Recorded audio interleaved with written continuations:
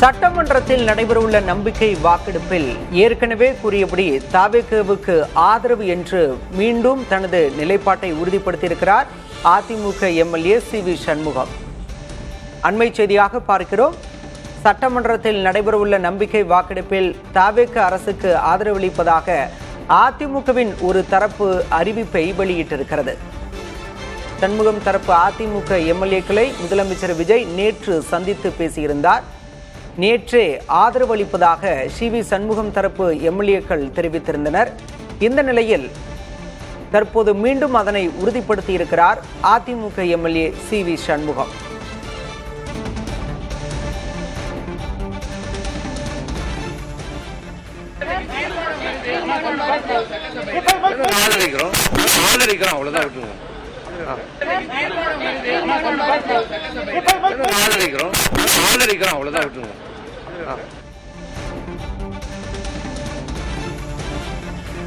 இது பற்றிய விவரங்களோடு செய்தியாளர் ஸ்டாலின் இணைந்திருக்கிறார். ஸ்டாலின், நேற்று அதிமுக எம்பி இன்பதுரை வழக்கறிஞர் அணியைச் சேர்ந்தவர் கொறடா உத்தரவை மீறி வாக்களித்தால் கட்சி தாவல் தடை சட்டத்தின் கீழ் நடவடிக்கை எடுக்கப்படும் அப்படின்லாம் சொல்லியிருந்தாரு. தற்போது சி.வி. சண்முகம் தரப்பு உறுதியா தாவேக அரசு ஆதரிக்க போறோம் அப்படின்னு சொல்லியிருக்காங்க. என்ன சூழல், விவரம்? பலா, இந்த விவகாரத்தை பொறுத்த வரைக்கும் இதை நம்ம ரெண்டு வகையில அணுக வேண்டியது இருக்கு. ஒன்று, அதிமுக இரண்டாக பிளவுபட்டிருக்கிறது. இந்த பிளவுபற்றக்கூடிய அதிமுகவில் சி.வி. சண்முகம் தலைமையிலான சட்டமன்ற உறுப்பினர்கள் தாவேக அரசுக்கு ஆதரவாக தங்களுடைய வாக்குகளை நம்பிக்கை தீர்மானத்தின் போது செலுத்த இருக்கிறார்கள்.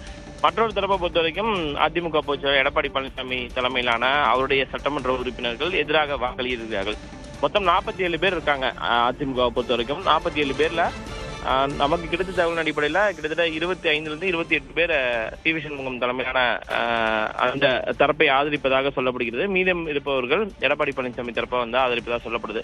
அதனால கரெக்டா எக்ஸாக்ட் நம்பர்ஸை நம்ம இப்போ உறுதியா சொல்ல முடியல. காரணம் என்னன்னா, ஒரு நாள் சி.வி. சண்முகத்துக்கு ஆதரவான ஒரு நிலைப்பாட்டில் இருக்காங்க, மறுநாள் எடப்பாடி பழனிசாமி தரப்பிட்ட அங்க போயிடுறாங்க. ஸோ இந்த கான்ஃபரன்ஸ் ஓட்டு முடிஞ்சதுக்கு அப்புறம் தான் நம்மளால உறுதியா சொல்ல முடியும் எவ்வளவு பேர் எடப்பாடி பழனிசாமிக்கு ஆதரவாகவும் மற்றொரு எவ்வளவு பேர் சி.வி. சண்முகம் தரப்புக்கு ஆதரவாக இருப்பாங்கன்னு சொல்ல முடியும். நான் ஏற்கனவே சொல்லியிருந்தேன் இல்லையா, அந்த ரெண்டு வகையா நம்ம இதை கொண்டு அணுக முடியும்ட்டு.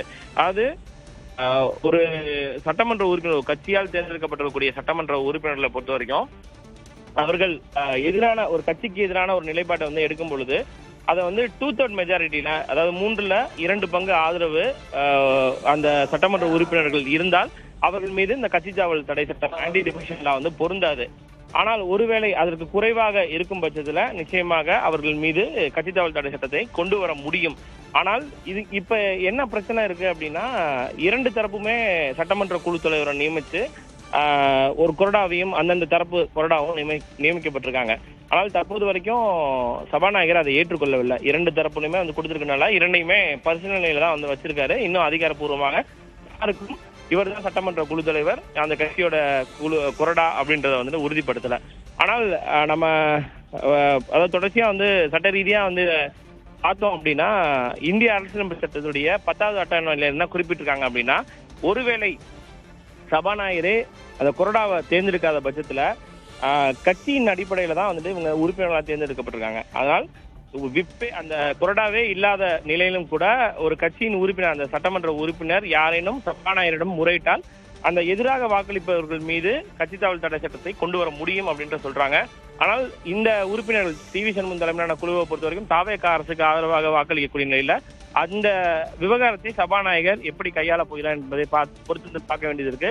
இறுதி முடிவு அவருடையது என்பதால் நிச்சயமாக சி.வி. சண்முகம் மற்றும் அவருடைய எம்எல்ஏக்கள் எதிராக வாக்களித்தாலும் அது பெரும்பாலும் சபாநாயகருடைய முடிவு அடிப்படையில் அவர்கள் மீது நடவடிக்கை எடுப்பதற்கான வாய்ப்புகள் என்பது தற்போதைய நிலையில மிக குறைவு. ஸ்டாலின், இடைவேளைக்கு பிறகு மீண்டும் உங்களோடு இணைகிறோம். தற்போதைய விவரங்களுக்கு நன்றி. இடைவேளைக்கு பிறகு சட்டப்பேரவையில் நம்பிக்கை வாக்கெடுப்பு தொடர்பாக தொடர்ந்து நேரலை செய்யவிருக்கிறது புதிய தலைமுறை. இணைந்திருங்கள் புதிய தலைமுறை.